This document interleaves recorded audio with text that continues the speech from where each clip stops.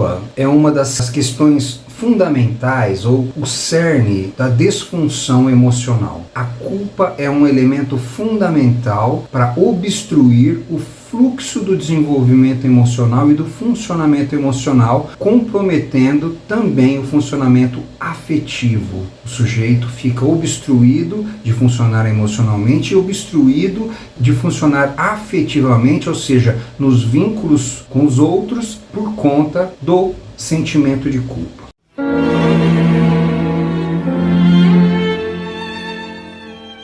A dúvida é, qual é a diferença entre o sentimento de culpa e a culpa? Primeiro vamos falar sobre a culpa. E logo de início eu vou já colocar aqui um pressuposto. A culpa é questionável. Todas as vezes que a gente falar sobre culpa, nós precisamos olhar para isso atentamente e cuidadosamente, porque a culpa sempre é questionável. Se o sujeito realmente tem culpa, o sujeito no trânsito atropela uma pessoa. Ele passou no sinal vermelho, por exemplo, atropelou essa pessoa e essa pessoa morre. Ele é culpado pela morte dessa pessoa. É culpa dele que essa pessoa morreu. Quando a gente afirma que é culpa dele, a gente está negando todo o contexto que configurou a situação que levou esse sujeito a passar no sinal vermelho e atropelar esta pessoa que veio a óbito. Se a gente negar tudo isso, realmente é a culpa dele.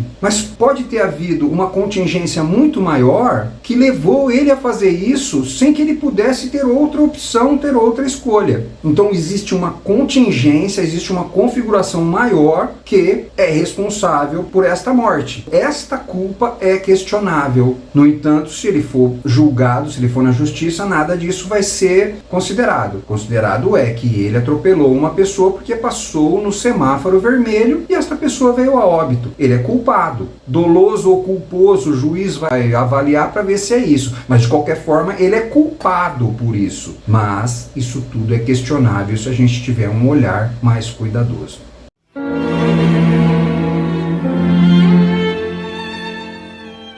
A expressão culpa é aplicável quando o sujeito realmente cometeu algum delito ou algum mal ou alguma atitude que venha a lesar alguém. Então isto é culpa, o sujeito tem culpa. Isso dentro da linguagem coloquial, ignorando todo esse olhar atento e cuidadoso que vai, no final das contas, questionar a própria culpa.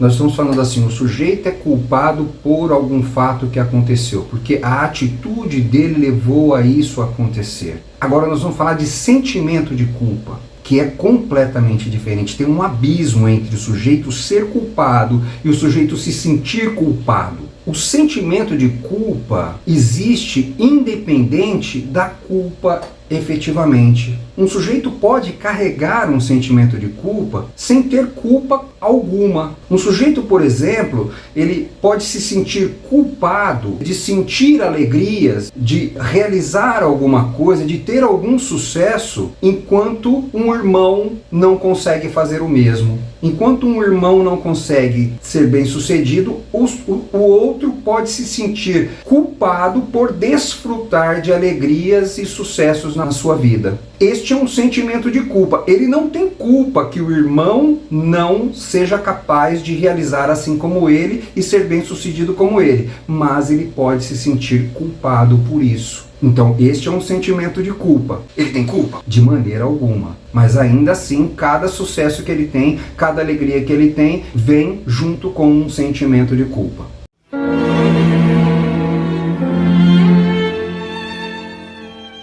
O sentimento de culpa vai se desdobrar, vai ter uma cadeia de desdobramentos extremamente perigosa. O sujeito se sente culpado, ele se julga, se condena e passa então a se autopunir. E esta autopunição muitas vezes vai se manifestar naquilo que a gente muitas vezes chama de autossabotagem. ele vai sabotar todas as suas conquistas, todos os seus sucessos. Muitas vezes desenvolve uma doença crônica, ele desenvolve uma doença grave, ele não consegue se curar dessa doença, porque esta doença muitas vezes vem como uma autopunição. Então ele cultiva essa doença, ele se autopune a partir dessa doença física, dessa doença somática. E por mais que essa doença possa ser penosa, por mais que o fracasso possa ser penoso, não se compara com o desconforto que o sentimento de culpa pode trazer. Então é como se ele dissesse assim: estou me sentindo culpado, mas veja como eu estou padecendo, mas veja como eu sou fracassado. E este fracasso ameniza o sentimento de culpa porque serve como uma autopunição. Nenhum fracasso pode ser tão desconfortável quanto o sentimento de culpa. Então ele carrega o sentimento de culpa e se auto-sabota como autopunição para amenizar o seu sentimento de culpa.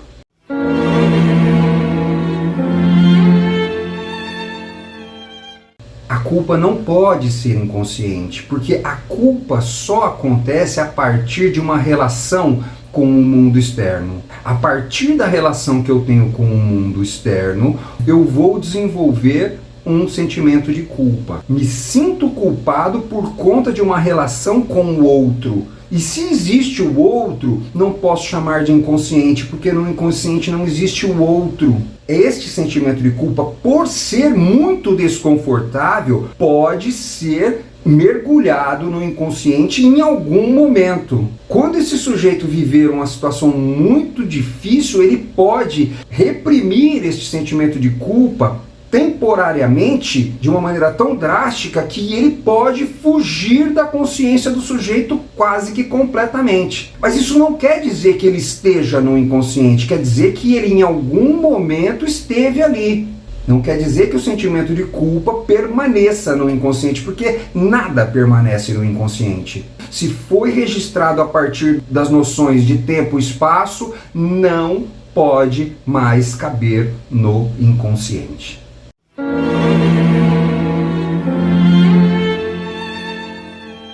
Tem a expressão jocosa de que se a culpa é minha, eu coloco em quem eu quiser. Normalmente o sujeito que carrega um sentimento de culpa, em alguns momentos ele atribui essa culpa ao outro para dar uma amenizada nesse sentimento que ele está carregando.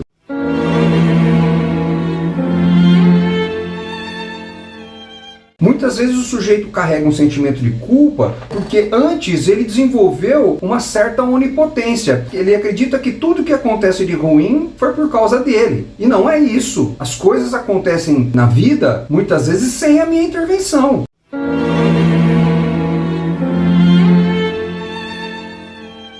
Existe uma configuração onde o sujeito acaba, por assim dizer, viciando no sentimento de culpa. E isso pode acontecer muitas vezes porque ele se sentiu culpado, se auto-julgou, se auto-condenou e agora passa a se auto-sabotar, destruindo o seu sucesso, sendo um fracassado. E isso é muito confortável. É uma zona de conforto muito grande ser o fracassado. Você não precisa dar manutenção para nada. E isso é viciante. Uma vez que o sujeito passa a encontrar neste lugar do fracassado, e aí o sentimento de culpa retroalimenta este fracasso.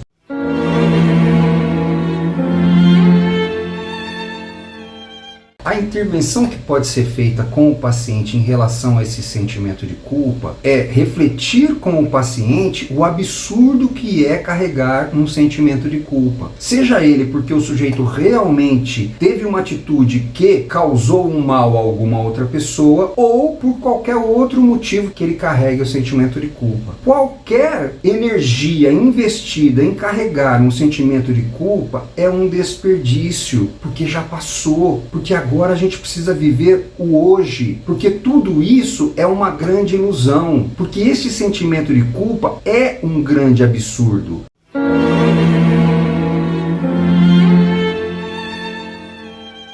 O único antídoto para dissolver o sentimento de culpa é a responsabilização. E a responsabilização só pode acontecer a partir de 2 outros fatores anteriores. 3 R's. Ele precisa reconhecer aquilo que está gerando o sentimento de culpa. Ele precisa aprender a respeitar isso que aconteceu e que gerou o sentimento de culpa. E a partir daí se responsabilizar por isso. Quando eu me responsabilizo por alguma coisa, não tem mais culpa.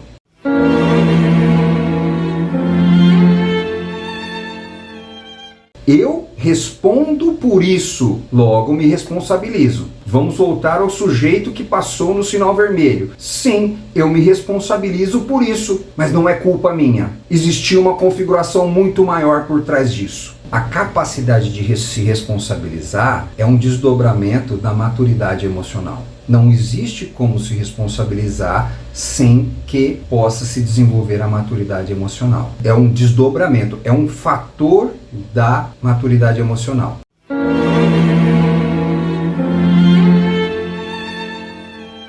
O sujeito muitas vezes se sente culpado, ele se autocondena, ele se autopune, se torna um grande fracassado para se autopunir desta culpa que ele carrega, e aí ele encontra um grupo ideológico que também tem esta mesma configuração. O grupo dos fracassados. O grupo dos fracassados que estão ali tentando apontar um culpado externo. Grupos ideológicos funcionam desta forma. Eu me identifico como um fracassado, me junto com outros fracassados e agora nós vamos levantar a bandeira para reclamar.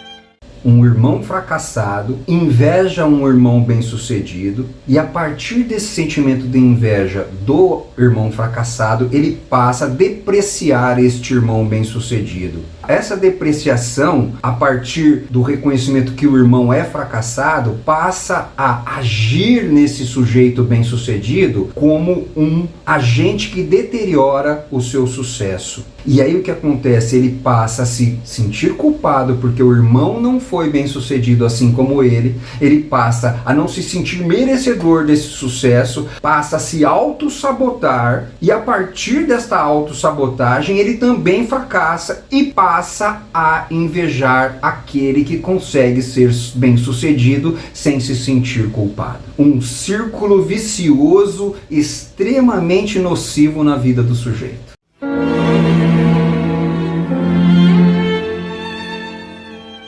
O sentimento de culpa muitas vezes pode fazer parte do conteúdo latente, mas o conteúdo latente não é inconsciente. Estar latente não quer dizer que esteja inconsciente. O conteúdo latente está pré-consciente, porque ele uma vez viveu experiências no mundo externo. Não cabe no inconsciente qualquer noção do mundo externo. Se tem noção do mundo externo, não cabe mais no inconsciente. Logo, o sentimento de culpa não é inconsciente, não pode ser inconsciente.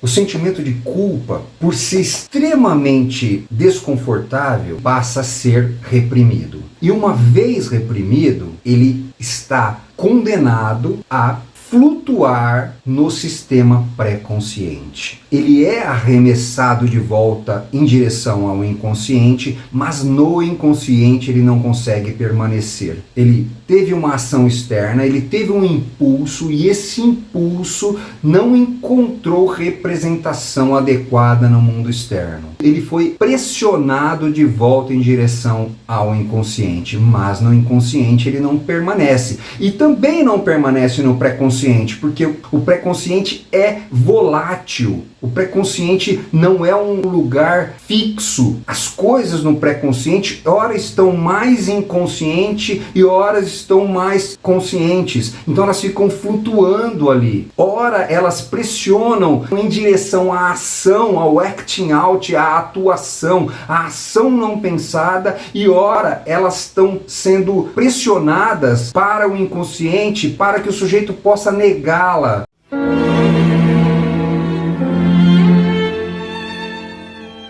O reprimido não se encaixa em lugar nenhum. Ele não consegue mais se encaixar em nada. Ele não encontra lugar algum para ele existir. O sentimento de culpa não tem lugar. Ele não consegue encontrar lugar. Por mais que o sujeito coloque a culpa no outro, não é culpa do outro. Por mais que ele traga para si mesmo, também não é culpa dele. Ele vai ficar se questionando o tempo inteiro. E por isso é tão desconfortável. Porque traz uma sensação de insegurança. Ora eu estou me sentindo angustiado, ora eu estou me sentindo ansioso.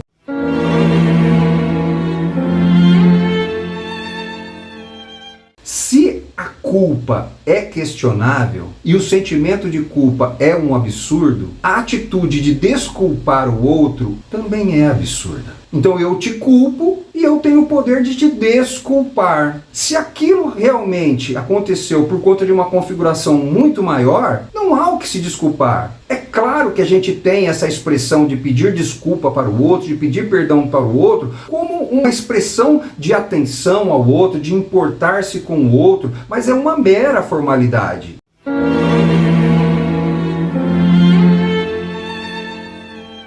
Desculpar é um poder daquele que atribuiu culpa. Se eu atribuir culpa, eu tenho o poder de desculpar. Logo de início já se mostra um absurdo. Se a culpa é questionável por conta de toda uma contingência por trás daquilo que aconteceu, e se o sentimento de culpa é um absurdo, desculpar também é. Quem sou eu para desculpar alguém? Esta pessoa fez aquilo que ela deu conta de fazer. Eu preciso ser capaz de desobstruir o caminho, tirando todas essas ilusões, essas alucinações de culpa, seja minha, seja do outro, e continuar o fluxo da minha vida. Porque o sujeito que ainda está apegado ao sentimento de culpa é porque ele tem um benefício muito grande naquilo. Porque se ele não tiver um benefício naquele sentimento de culpa, aquilo fica para trás e nunca mais vai ser tocado.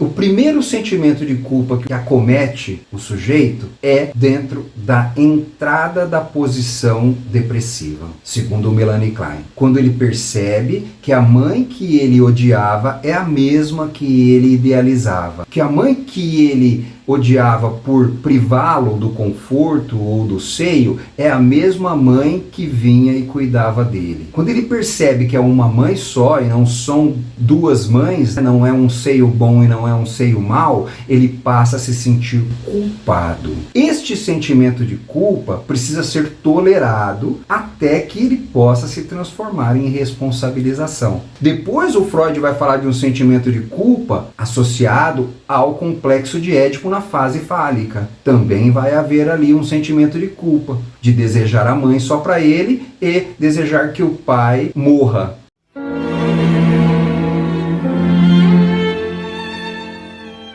O sujeito vem ali com uma questão mal elaborada e muitas vezes o psicanalista diz para ele assim: você está com dificuldade de se perdoar. Não, eu não tenho que me perdoar. Eu fiz aquilo que eu dei conta de fazer. Eu não fiz por intenção de fazer. E se fiz por intenção de fazer, fiz num momento de grande imaturidade, onde não estava sendo capaz de avaliar a realidade como um todo.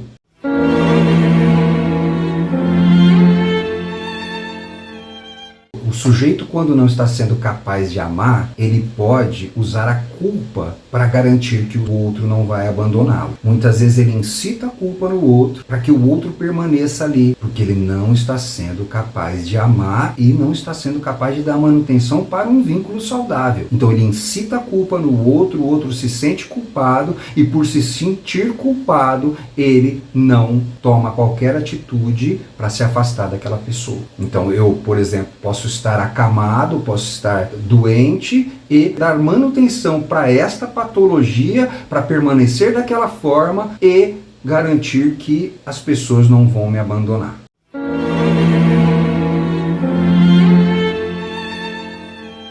Não existe escolha. Ninguém escolhe se sentir culpado. Ninguém escolhe fazer alguma coisa que possa vir a ser atribuído como culpa. Não existe escolha. A escolha é uma grande ilusão. Ninguém escolhe nada. Nós estamos configurados num sistema muito maior que aquilo que a gente quer ou deixa de querer é irrelevante. O que a gente pode é entrar num acordo com a realidade, e a gente só vai conseguir isso a partir de vínculos afetivos saudáveis.